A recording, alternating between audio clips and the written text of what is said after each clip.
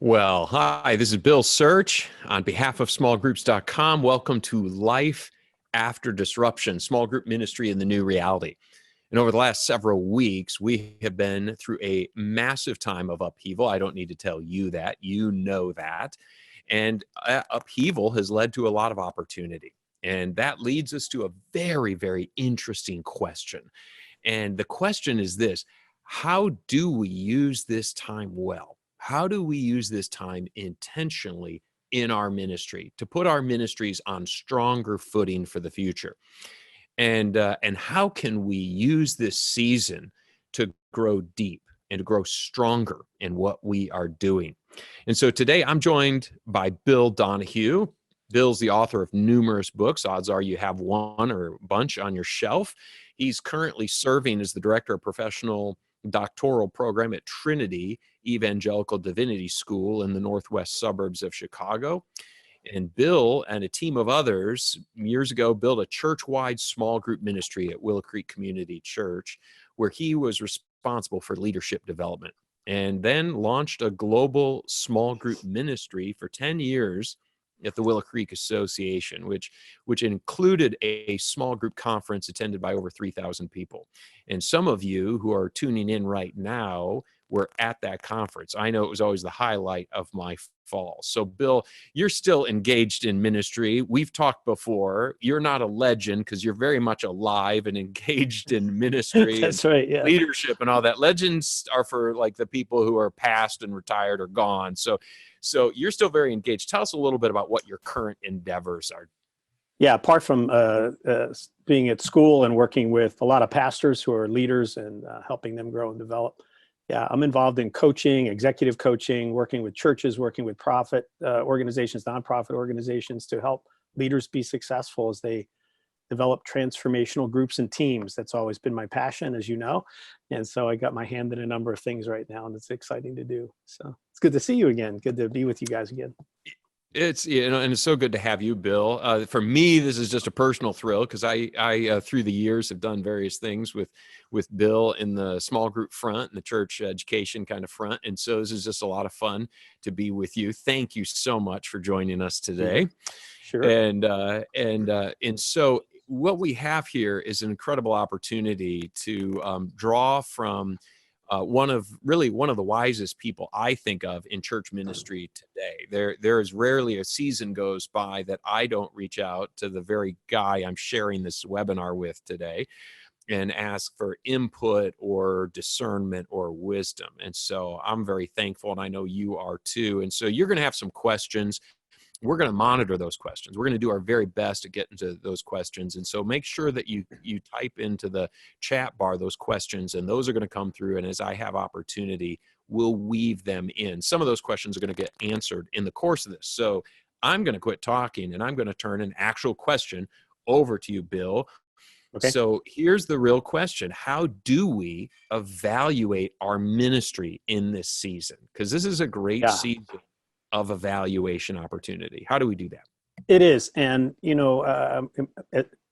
careful about the word evaluation at the same time, as much as there's an opportunity for it, right? So it's really definitely a time of observation and reflection and learning and taking a snapshot of what this new reality has created for us. And we don't even know, I think, what this new reality is yet.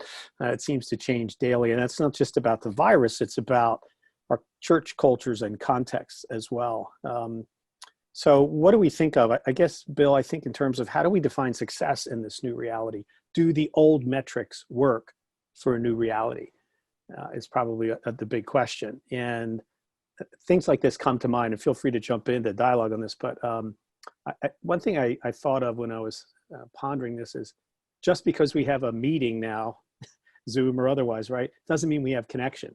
And that was true before in sort of the live space, right, where weren't sure everybody was always connected in a group meeting maybe, but certainly as whether it's a Zoom platform or some other, the fact that we're seeing faces on the screen doesn't automatically mean, hey, we're all connected and deeply engaged. And I think it's a challenge. I have to laugh a little bit. I think back to the Rudolph the Red-Nosed Reindeer movie at Christmas time when that little dentist guy was with Rudolph and they were heading out, and I know it's goofy, but it just always cracked me up where one said, well, I'm independent now. And the other one says, well, I'm independent too. And one of them then says, let's be independent together. That's what I feel like I is think that's happening. Hermie, by the way. You're looking for, I think Hermie's the Is that dentist, the if I'm herb? not mistaken. Yeah. But that sense of let's be independent together, we're kind of independent. So even though the faces are on the screen in some of these environments we're in, there's a sense in which obviously we're very much independent. And so the question becomes, how do we evaluate what does connection look like? What's it mean to connect? What's it mean to be together?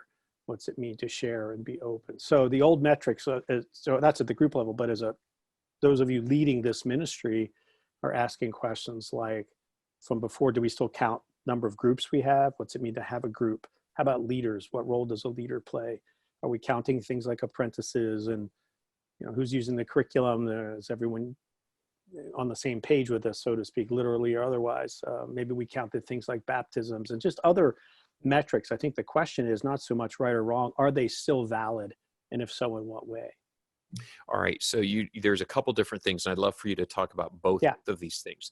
One, we'll start with, who do you talk to in order to evaluate? I mean, there can be, I have friends that get caught up in ministry in the navel gazing. And so they literally are sort of looking at themselves, journaling by themselves. And so they individually evaluate their ministry, or maybe they have a senior pastor evaluating their ministry for them, but there's not a lot of like other conversations taking place. So first question in this kind of evaluation is, who would you talk to in the ministry? Who are the various voices, minds that you would turn to help you evaluate, help you get an assessment of where things sit? Yeah, like what's reality look like in the context of our church, that kind of setting. From the standpoint of anybody that's in a volunteer sort of leadership role, not going to be a small group leader. It could be whether he's a coaching structure or something else. Talk to those folks. I think you need to do as best you can some pulse on the actual group members and what are they experiencing. So if you have any sort of platform that allows you to do a quick take on that and get a quick sort of bounce back survey of what is emotionally happening. How do people feel right now? What are they experiencing together? I think a lot of those data points would be helpful to listen to. And I think you make a good point, Bill. I don't know if we have all the answers. I think if we come running in trying to give everyone answers, we may be in trouble. I think we're really in learning and listening mode, and saying, okay, what are we seeing? What are the trends that are happening within the context of our ministry? And so maybe it's things like, how are people using this thing called, I'm going to just say the net. How are we using this? Right now, I think a lot of people see it as, oh, this is a distraction, or this is a bad deal. I'd much rather be in a room with these people. We all would, at the group level again. But I think the idea is, wait a minute, is there an opportunity here to use this tool in ways we haven't before? And I would start to ask around that. What are we measuring in terms of the creative use of this to create connection, to create information sharing, to create ways of knowing how our pastoral care functions are working in light of this new reality? And so, maybe people are trying things that we don't know about. Maybe they're meeting more frequently, but shorter. I mean, I think that's a great thing to do with a Zoom type environment. Don't do 90-minute meetings with Zoom. Maybe once in a while, but maybe you need 30-minute, 40-minute. You just described my current small group is that we're meeting every single week via Zoom, but we're not doing any sort of study. I will ask, hey, what did you watch in the service this morning that really struck you?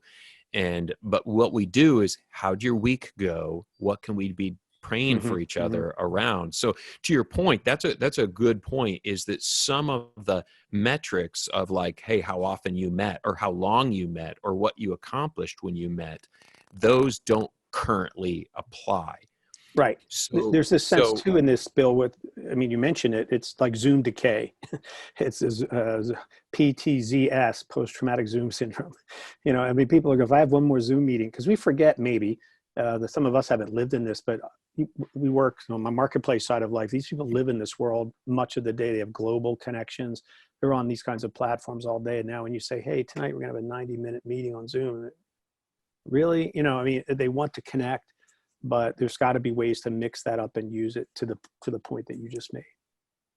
Yeah, I'm going to hop over to Twitter right now and sign up for that account. Post-traumatic Zoom syndrome. I like that. That's Yeah, better there's than Zoom fatigue, to be honest. psychologists, Zoom I was, I was on psychologist work I is was on increasing these days. Oh my heavens! I was on a webinar for Southeastern University a couple days ago, and the guy that was the host, Scott Williams, who some of you know, Scott said, I was thinking from this season, like the buzzword would be Corona virus or Corona or CV-19 or something. He goes, nope, it's Zoom. Yeah, It's exactly. Zoom. That is the Like it or word. not. And we all agreed if we could Zoom go doom. back in time, we would buy stock in Zoom. All the cliches. Yeah. They're getting so Oh, much I know. free press right now. Well, A couple of things real quick on yeah. this before we move on, maybe it's just thinking, think culture too, when we think evaluation. What are the soft measures?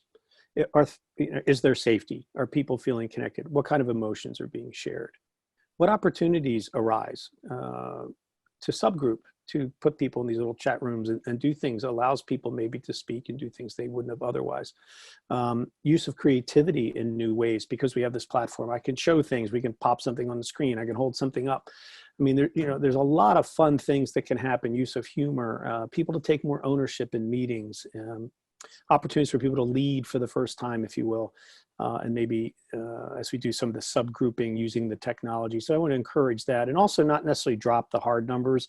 I mean, you still want to know who's connecting, how many people are there. Are we only connecting to half of our groups? I mean, what happened to the other half? That's important.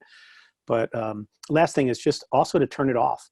Have this sense of, hey, we're going to take 10 minutes in silent prayer, then we're going to jump back on again. Those kinds of rhythm breakers, I think, are really helpful in this kind of environment. So yeah. And also, yeah. I appreciate that. As we, for me, as we evaluate our ministries and think there's that, you almost just described what I think we call a focus group, where you're actually soliciting feedback from a specific group of people. It's that quality or qualitative versus quantitative feedback.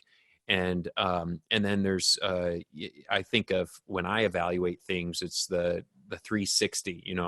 I want to get feedback from people that are sort of peers, and people that I am serving in one direction, and the people that I'm serving in another direction. So, as those of us who are listening right now, if you're thinking, how do I evaluate? It's the feedback from your boss or whoever's overseeing you. And then this is a great time to get feedback, I think, from the people in the groups. Is the thing that you are trying to do working the way you want it?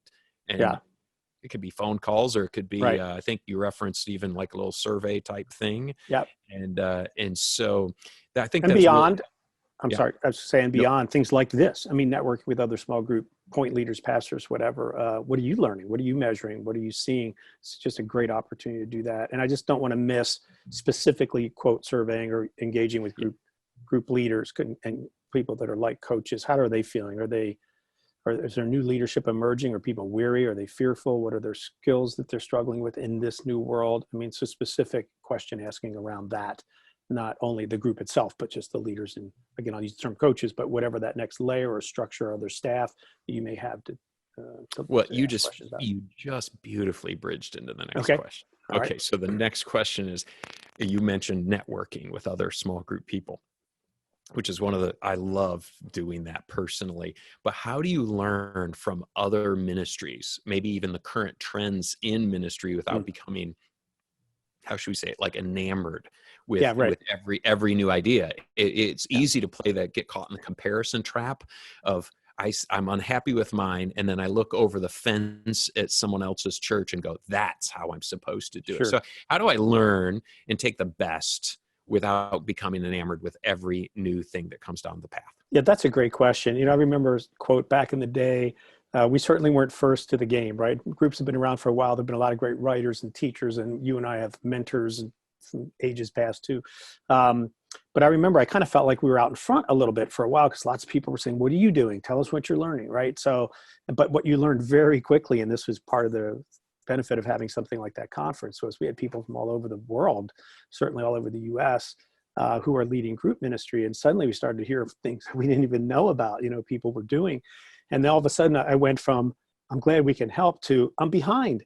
I had this sort of overwhelming feeling like I've missed all kinds of great things that were out there. And so that sense of all these trends that are happening. And it was everything from sermon-based groups to just having different kinds of groups. If we weren't just in the living room on a Tuesday night, we had serving teams, and we had prayer groups, and we had, all kinds of different sort of things built around geography and affinity and mission, and mid-sized groups that broke into subgroups, and groups that birthed and groups that didn't. And, the me plus three kind of thing group, the little quad things that we're starting.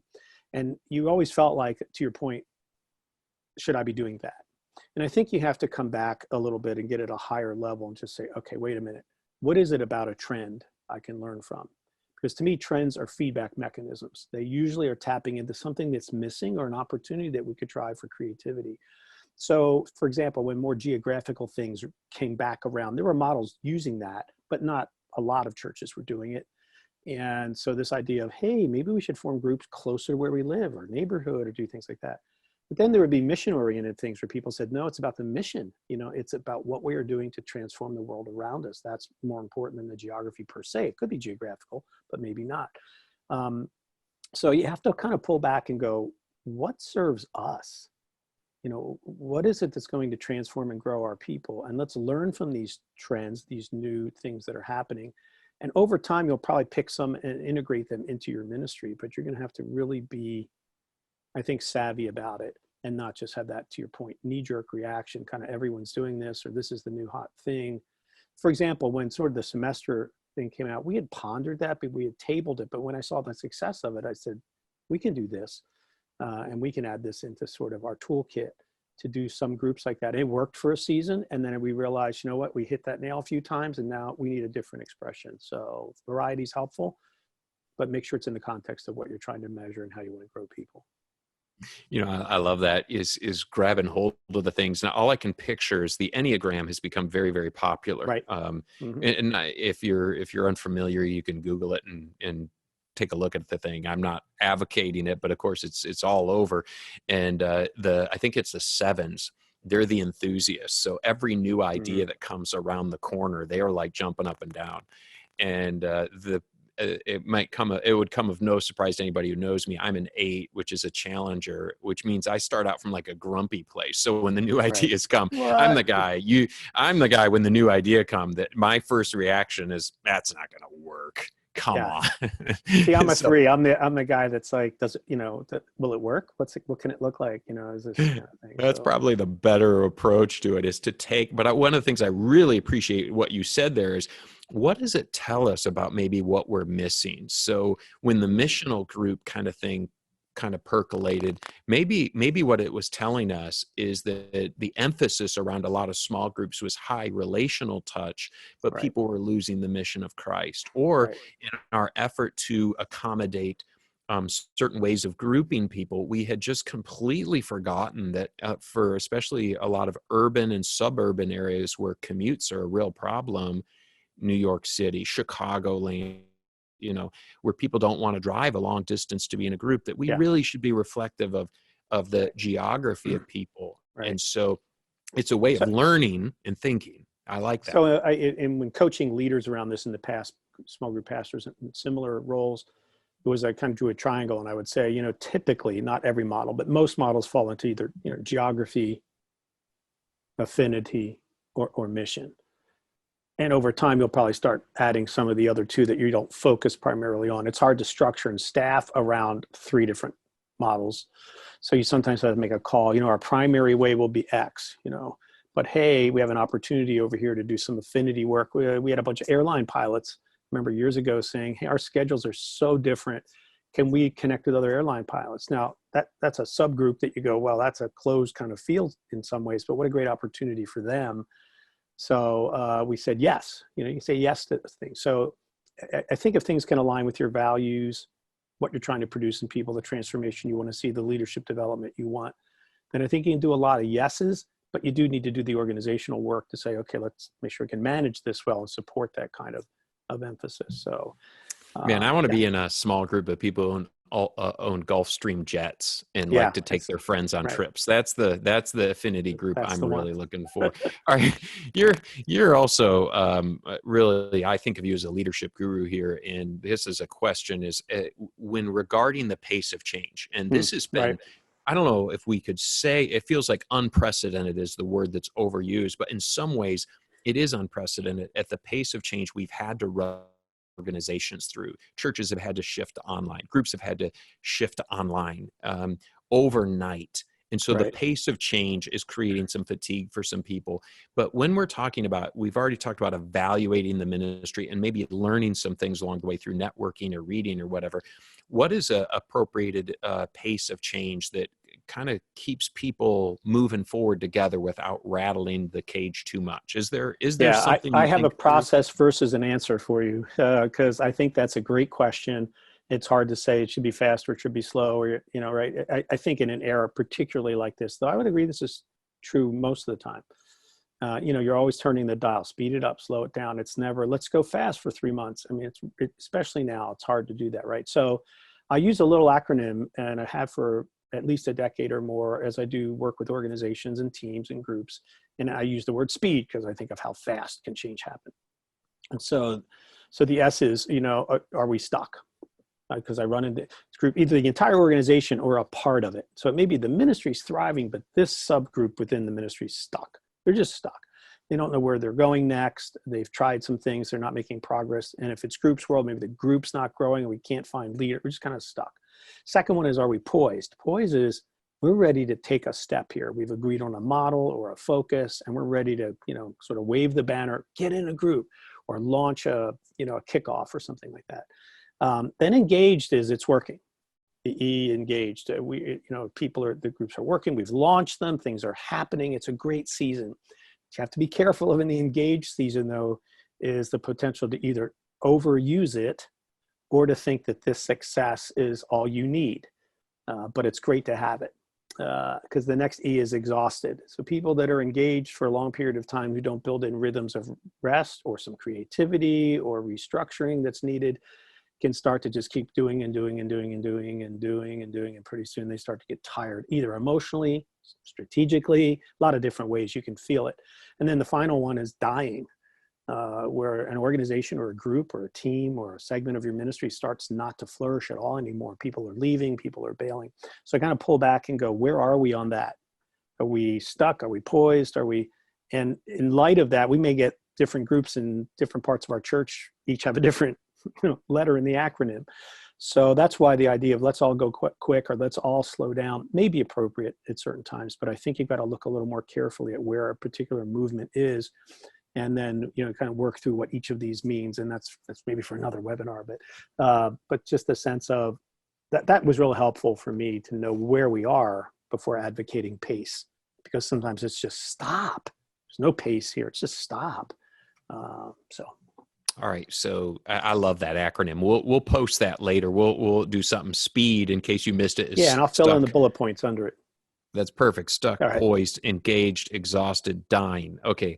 My hunch is that a lot of people who are participating right now are exhausted. I would agree. Not necessarily exhausted, not necessarily exhausted from the last few years, but exhausted from the last couple of months. But yet they're seeing some things in their ministry that they should change. So or you might have that enthusiast who goes, I love change. This is going to be exciting. Right. And they're dealing with exhausted people. So somebody listening right now sees something in their group's ministry and they say, I want to make some changes here. How would you coach that person who's dealing with exhausted people? Do they do nothing right now? Do they start to have conversations right now? Do they burn the house down and start over right now? What would be some coaching for the exhausted person who knows they do need to make some changes? Yeah, I think this is a stop, look, and listen thing, right? I mean, it really is very pastoral. It's about people first. It's about where this comes from. Again, is it strategic exhaustion, sort of like trying to work a model really hard that's not working right now because we're in a new era? Is it literally spiritual, emotional, or physically related in the people themselves? Are they just tired? They're overwhelmed because maybe the ministry, quote, the group ministry isn't what's overwhelming them. It's everything else around them. I was coaching a leader yesterday. They had 3 kids and 3 dogs in the house. running around, trying to set time aside to work on something, doing 12 to 14-hour days, getting their kids ready at 6 a.m. and stuff done so they can kind of be going, because they have an 8 o'clock call like we're doing right now. So it's now let's talk about groups. Maybe the group is one place, or the group ministry is the one place where they're serving or working where they feel a little life, but the rest of life is killing them. So I think it's really a listen time, and it's really a pastoral time, and give people the freedom to stop, to pull back, to change the rhythm of how they meet or how they do ministry. But it's time to shepherd them in that exhausted stage, and then learn, but not either push or assume they can't lead because they're tired. Sometimes people just need to know they're loved and cared about, and they need a little space and they're in the game. Others really do need to stop and get out, and it's okay not to lead right now. It's okay to hit the pause button right now. All right, I want to ask a question here because we're getting a lot of practical questions coming into the chat. And so I want to make sure that people keep doing that. And so I want to jump to this question here. Yeah. How do we use this time to develop our leaders? We have, they're stuck at home. We're stuck at home. So how, this is really an unprecedented opportunity to build these leaders. So what would you recommend? You talked about the pastoral side of this. Mm-hmm. So speak into that a little bit. But then you, on a real practical side, one of the questions that came in, and you mentioned this earlier, is mixing things up. So when we're talking about developing our leaders, this could also be identifying leaders within groups. So what does it look like to mix things up? So you get real practical around the categories, right? You say, I got to still lead a meeting of some kind, right? Still need to do some care. Still need to maybe, use a curriculum well, still need to be able to listen and facilitate some kind of discussion, and still need to have sort of this, what do I do between the meetings kinds of things. So I think when you look in those very practical categories, I think you need a skill training just around the use of this tool, as I mentioned. If you're primarily going to be connecting with people through Zoom or I'm going to throw this in right here, I was going to talk about it later, but the phone is really a good thing, because I find a lot more people wanting phone work. So my wife, for example, does spiritual direction and meets with people, and there's people who say, can we not do this? Can we, even though in person I really love it, but this doesn't work for me. But I can close my eyes, I can sit with the phone, I can be present, there's something about that. So I'm bringing that up because I think it's a means for developing and training people. I think having conversations on the phone allows them not to feel like they have to be staring at something, particularly if you're doing it with a group of people. And now I'm distracted by a lot of things. Remember, this is different. We're always all looking at each other. That doesn't happen when we're in a room. They're all looking at forward at the teacher or the trainer, or maybe they're huddling in a group. I'm looking at the pictures behind you and trying to figure out what they are. That's what I'm Italy. doing. And I'm wondering, is that plant places over your shoulder real, or dead. is it fake? It's one of those dead ones, yeah. So I think just a sense of where how are we using the tools that we have? And so now I have to be a new kind of trainer. I got to think, am I optimizing this? Both using it and then not using it. What does care look like in a virtual world? Is it more phone? So is it more, short connects? And you have to let your people tell you, I want short connects. I don't want long, whatever. I need to know you're accessible. What does, utilizing specific chat kinds of things is really helpful, where you can, like we're doing here, you can ask a private question in the midst of a group meeting. You can do some things to just say, are you okay over there? I just sense this, and I just want to make sure I'm here. Maybe we can talk afterward. I think those kinds of skills have to be, I still think they're mostly pastoral and relational. I think the technical aspects will kind of take care of it for themselves. I would add, I think chunking content is really good. Know that you have a very focused piece of content and engagement that you want. And when that's over, that's over. Now another one, and then just see the energy in the room. What are you getting from people? Because you can have a great time in a talk and stop, like I'm doing a lot of talking, and you have a bunch of people just staring, and you wonder, is that even working? So I think shorter chunks and pausing and allowing people to respond, training leaders to do that. But I think some of the other things, how do we add people to a group right now? I mean, that's a skill. Here's a link, hop on, love to have you, yeah. So Yeah, it's, I you don't know, it's pretend to have all the answers. I think I have a lot of no, questions no. too. This is the funny part of it is we're dealing with weeks worth of experience, not Yeah, not years. years Yeah, worth of right. experience. Exactly. And even the groups that have been out there doing online groups for some time aren't exactly the most knowledgeable, because they're dealing with people that were motivated to do online groups to begin with. It's not your average everyday person, because your average everyday person only is doing online groups primarily because they have to. So I Yeah. think of the various groups I'm part of right now that are just like this. And one of the things I really appreciated you just saying, Bill, is that this is more intense than even sitting in the same room, because even I don't know whether to look at you on my screen or Right. you in my camera. Right. Even where do I direct my attention? If I'm giving you eye contact, I'm looking not at you, I'm looking at the camera, which is, Right. even that is a weird piece of Right. all of this. So there's Yeah. a fatigue that sets in. But one of the things you said, and I want to go back to it, is picking up the phone is not just doing it high tech, but that sort of low tech can be a high touch way. There But are, yeah, there's a few options, again, depending on your state, depending on a lot of, make sure you're all safe. But, some folks are doing 10 feet apart, quick gathering in a park. They're just there, they're closer, they can see each other. I'm not, again, everybody has to weigh that. But, the break from the technology, in light of the fact that it has to be used in so many other places in life, I think is still really helpful to use this in a rhythm to train leaders. It's okay, as I said, let's step off this for a moment. Everybody, click your video screen, spend some time journaling, prayer, silence, then click back on again, 10 minutes, set an alarm. We're going to come back in. I mean, I think those rhythms are helpful. I think teaching people to read a room, more so than even you had to do in a small group meeting, where you have to turn and kind of keep track of who's looking at what, and here everybody's staring, or they're all looking down. They're looking down at you, right, at your picture or whatever, or some notes they have. It's just, how do I learn to read a room there, where I can kind of pick up some of what I'll call the social cues, the EQ stuff. Who's sad? Who's tired? Who's disconnected? Who's distracted? And again, not that you have to do something about all that immediately, but to be aware of what's happening in front of you is really, I think, a skill set to develop as well. So a lot of the folks that are listening right now, they lead a small group, but then they have small group leaders that Right. they're touching base with. Mm-hmm. They might even be in a multi-staff situation where they're directing staff who are directing other people.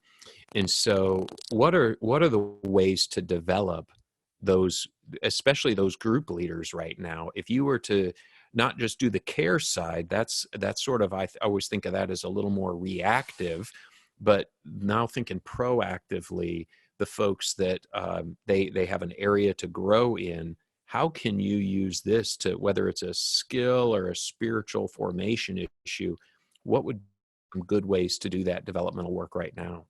Yeah, I think the classic things are still there. Reading is still possible to get people to engage with reading or a tool. Experience is still there. It looks different, but the sense of trying something with a leader or in a meeting or in a coaching engagement, here's questions to ask. So I think a lot of the training we've done about asking great questions, how to turn a question into a discussion, how to use questions that draw people out. I mean, I think this is more important now than ever. I think training leaders to sort of take responsibility for the vision of their group and what's that look like. So you could have people submit.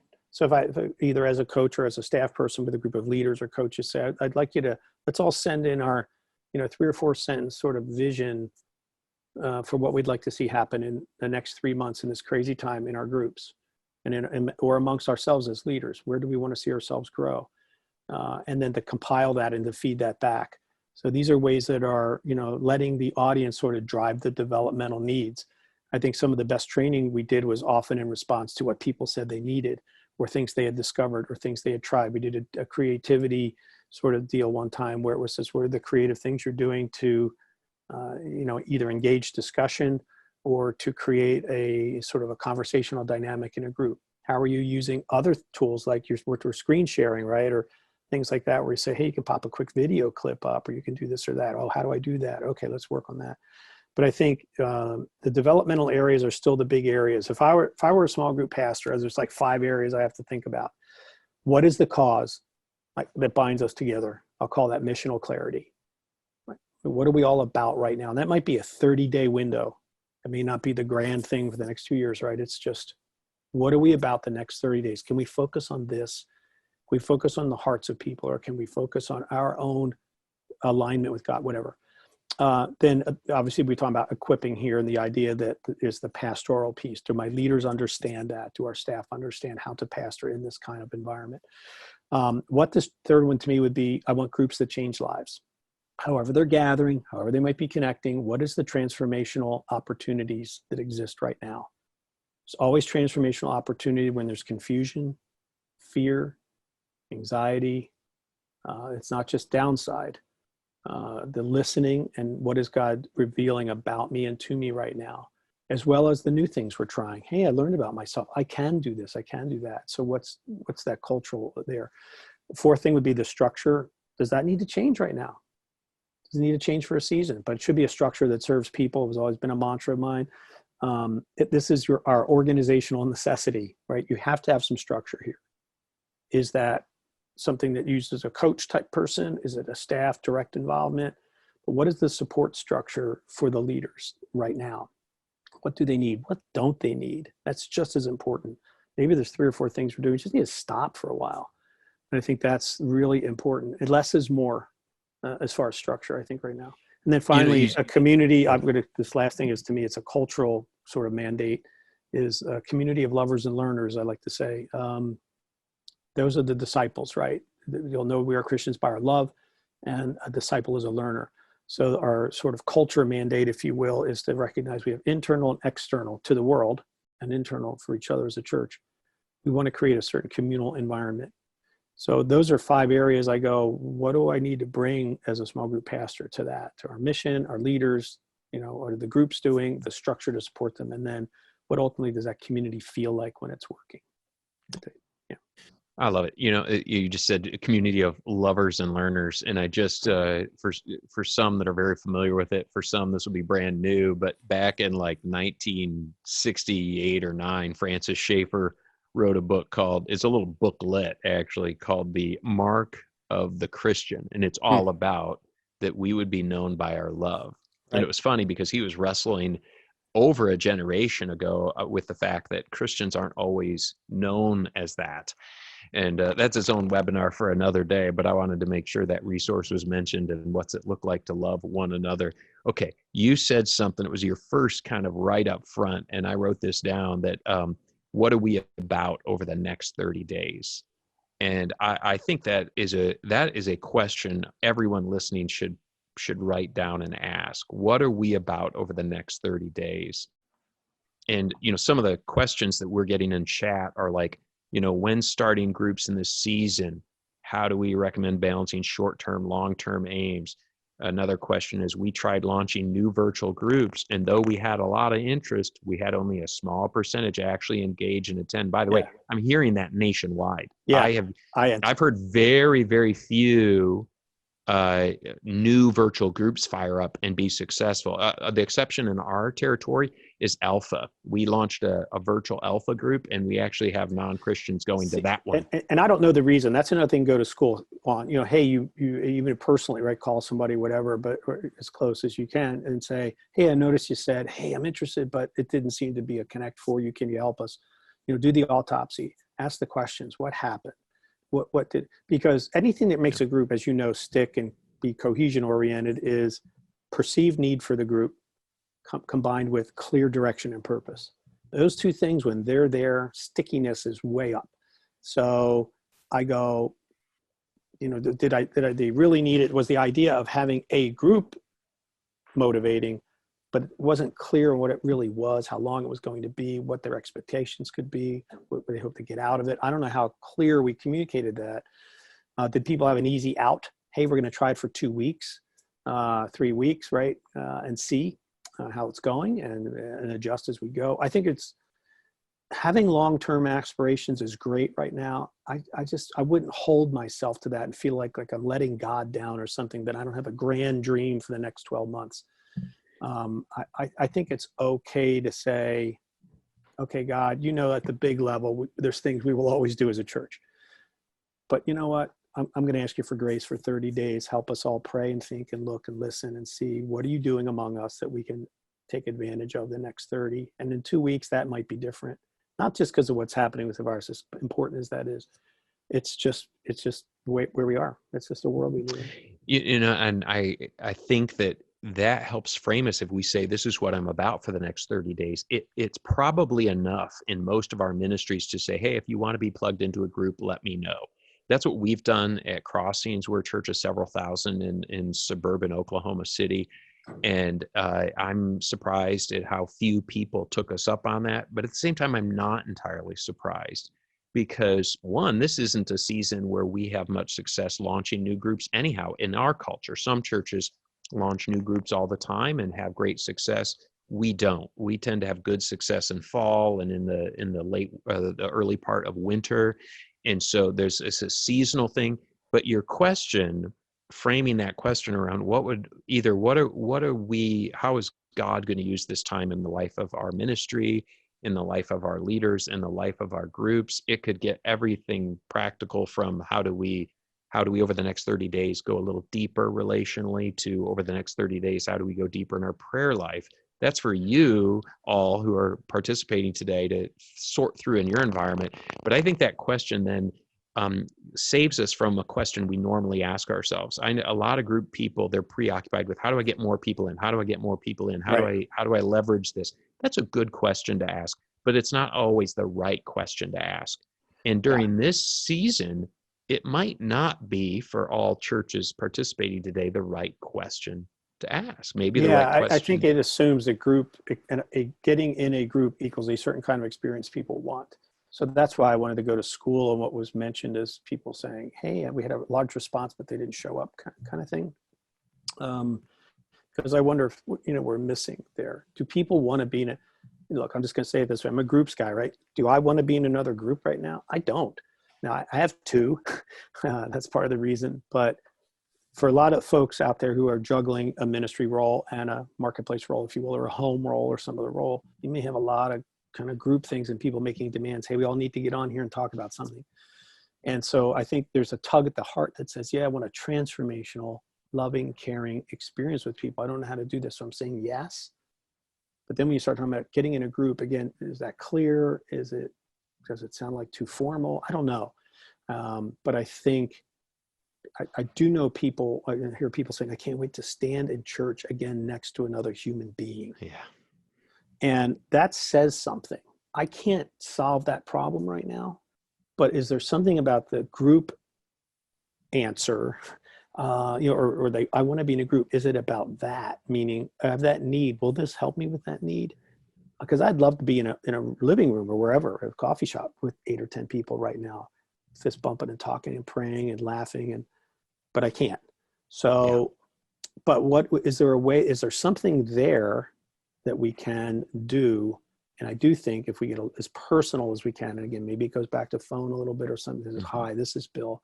I don't know if you have 15 minutes sometime later today, but love to talk to you for a little bit. Just have that personal exchange that may not be in this format, because this format's just for a lot of people right now. Well, and I think one of the things we're all starting to grapple with is this is going to go longer than we anticipated. Yeah. One of the questions is, when this is, how long will groups be using Zoom? And probably the answer is about as long as this thing still sits out there as a threat. And so in some of our groups, I know I've heard from some of our groups that they've said, we don't feel comfortable gathering together. We want to desperately, but we're not comfortable gathering together for one reason or another.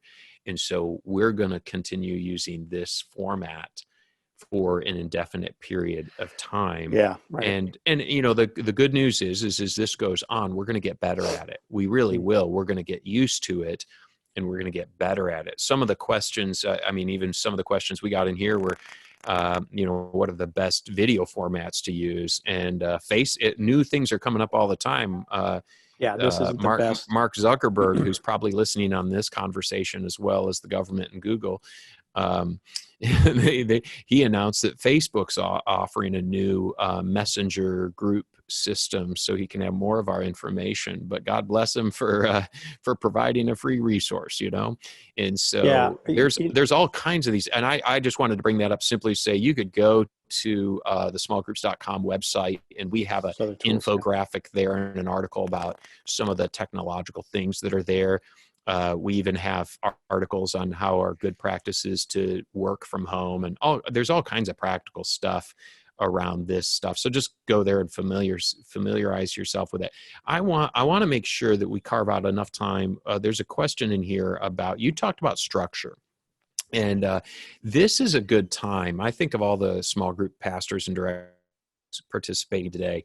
This is a good time to begin to analyze your structure. Is your structure helping you accomplish what you want it to do? And I like that you frame it around the structures for the people, not the people for the structure. I can't recall exactly how you said it. Yeah, structure serves the people. Yeah, that was the gist. And so here's my question is what are some of the good ways to coach your leaders?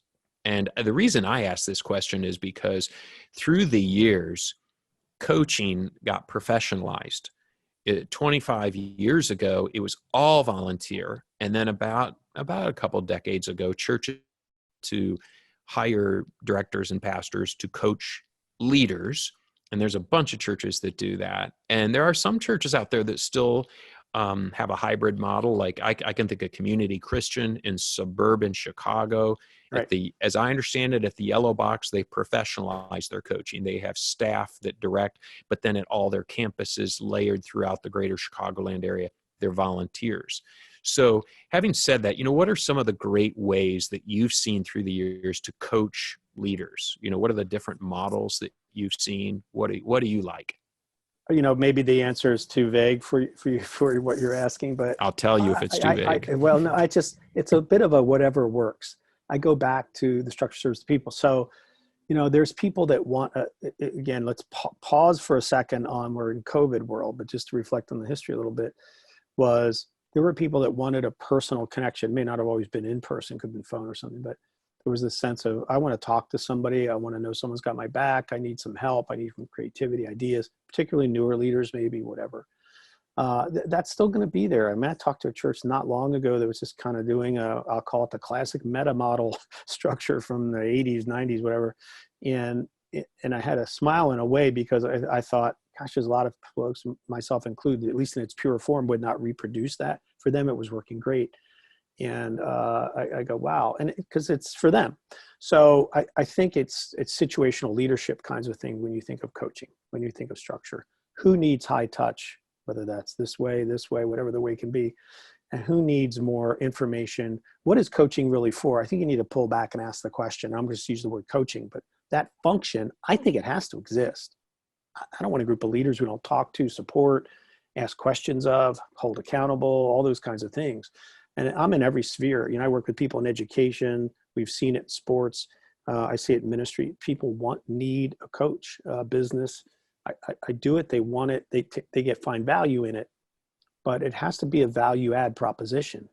It can't be just, hey, I'm here to do my role and check a box off. And as meaningful as I think it might be, you're not getting anything out of it. So I'm always in dialogue. Is this working for you? What do you need from me? What would help you take your next step? It's definitely driven by, that kind of thing. So the folks I'm talking to, define this thing. I don't mean in such a legalistic tight way, but what do you mean when you even say it?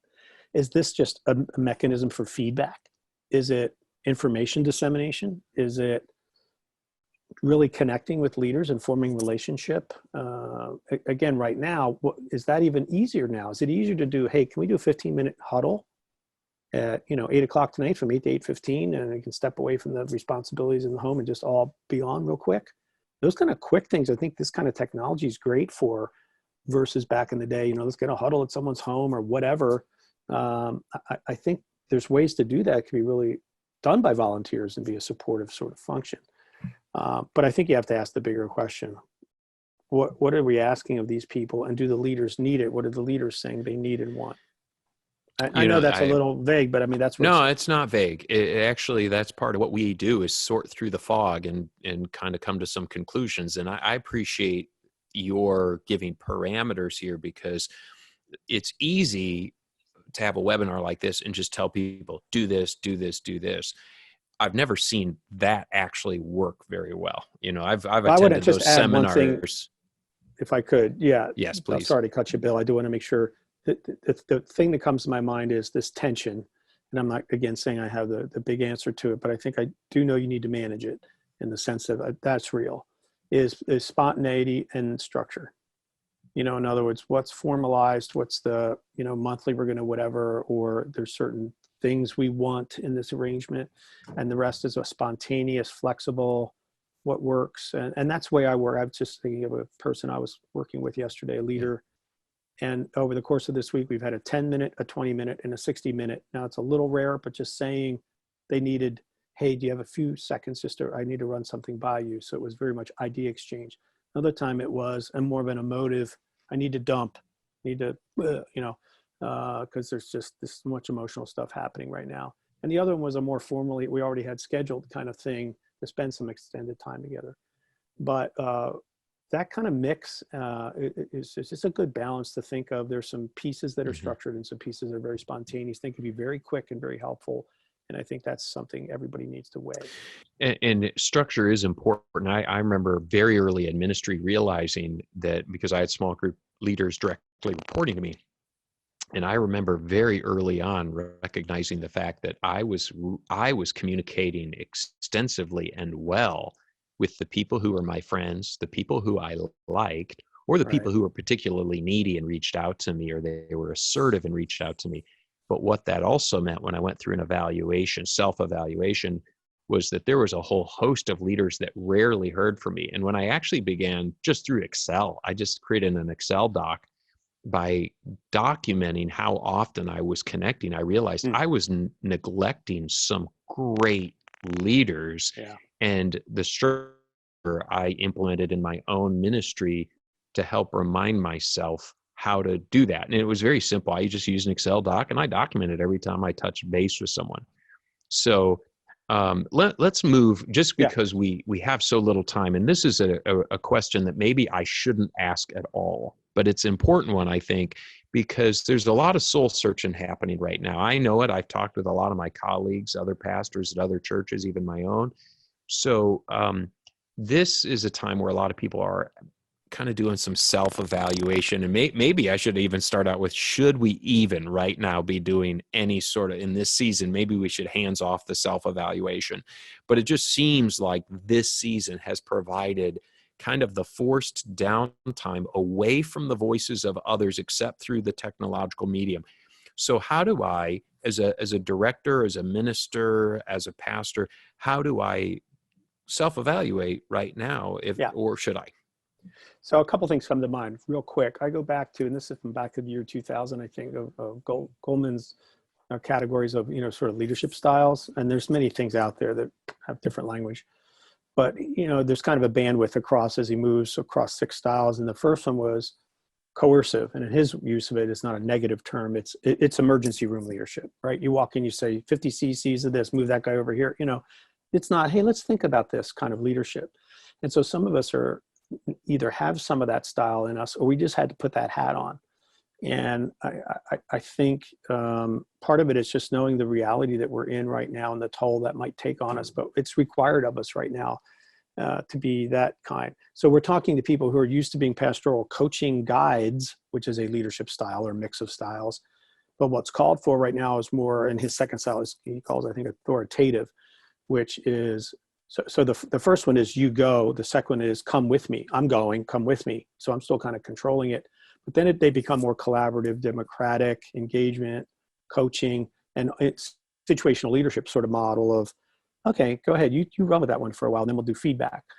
And when you're in a crisis, depending on how this crisis has hit you, you're doing a lot of ER work. And so, I don't know if this is getting at kind of what you change, but if I'm evaluating myself as how am I as an ER doctor, that's a short-term evaluation. And I want you to be tender with yourself, because we're not all wired to do that. That's a hard hat to put on, to say, I now have to be a crisis manager in a very critical, crazy, chaotic situation. I'm pastoral, collaborative, wired. So I realize you're stretching. So stretch, do your best you can to put that hat on. Maybe find someone to partner with who's more ER room leader. Let's say, hey, help me with this because I got stuff flying at me all over the place. And if you're the other way around, if you're more driver, if you're more like, hey, get it, let's move. But people are saying, hi, we're over here, you have to pull some pastoral folks alongside you. So I would say think more in terms of how am I made for leading? What does the situation call for? What do I have to just buck up and do, whether I want to or not? I got to put the medic hat on, and there's a guy over here or a gal and she's bleeding. And I'm going to do that. But after that, we get that sort of under control. I'm going to go back to my normal sort of style generally. I just thinking in terms of style and taking an assessment of yourself and saying, am I in a role that's going to constantly be throwing this at me? I may need a certain team member or partner in this that brings a style I don't have. I think having a great sense of reality, classic Max Dupree name reality, first job of leader, about me and a reality about it. What does it really require? Who am I really? And then to bring that before God and go, here's who I am, God. If you're asking me to step in this way, I'm going to trust you and do my best. But I think to call up both to God and to people in this structure and say, I need help here. I don't know if I can pull this off for this kind of leadership forever. And I think you can have a lot of people go, I get it. Don't worry about that. We're not going to throw you out as a small groups pastor. We get it. This is very unique. So I want to maybe encourage people with that a little bit. And then real quick, do your dailies, set those times aside for just reflection, prayer, silence. I'm finding a lot of people just need space. You need space. You need to just stop and sit. And yeah, things are flying all around. Yeah, it's just, God will speak to you. And so the questions maybe that are the evaluation isn't as much around performance, but it's like, what are my fears? What are my opportunities? What is God calling of me? I keep a whole list of them in my journal and I go through once in a while. What kind of person am I willing to become to do whatever God needs me to do? That's, I think, a great question. That's a good question. I don't have an answer for it, but that's a question I just looked at a few days ago.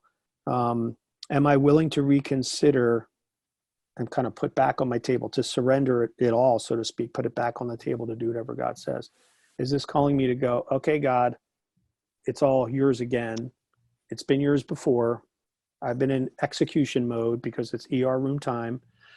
I'm going to pull back a little and go, what do you want from me? And what do you want to change in me? And maybe you're just making me better here, but maybe this is a way to help shape and form me for a different kind of connection with you and with others. I have about 20, but another one is, what do I do or can I do that can bring the most value to the most people in this situation?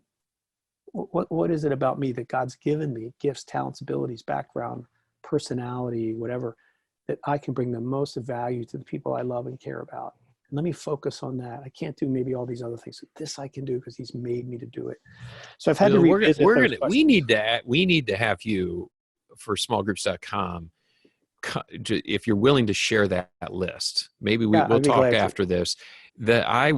Just those three questions, I'm trying to furiously write them down because I'm thinking, when I do self-evaluation, it's far shallower. You ask some good I've learned them from deep people, not from and so, Bill, I can't thank you enough for your time today. I can't believe I just looked at the clock and realized we are out of time. Sorry, we're over. Yeah. Oh no, it's just, I enjoyed this so much, and I know our participants did as well. And I'm just so grateful. I know I speak for many people when I express the gratitude in my heart for the work that you've done. You've been a pioneer. Like I said up front, you don't like to be considered a legend because you're very much engaged and alive, but you'll always be a mentor and a friend and a coach to me. Your writing has done that. So how could somebody, I know that this is sparked for some people, they want to reach out to you. How would somebody reach out to you and get a hold of you? Shoot me an email. And I don't do anything with anybody's emails. I don't have a thing I form or whatever, but that's the best way to get hold of me. So it's a DRBILL, like Dr. Bill Donahue @gmail.com. And if you just want to chat, if you just want to share some things you're learning, I do a thing for small group pastor types where we do a 50-50 split between ministry strategy and your own personal growth and leader development, and set up kind of a coaching rhythm. If something like that would interest you, great, we can explore it. But if you want to reach out, just to reach out, that'd be great too. So I don't have any problem with that. That's probably the best way to get hold of me, and Awesome. I will respond. Yeah.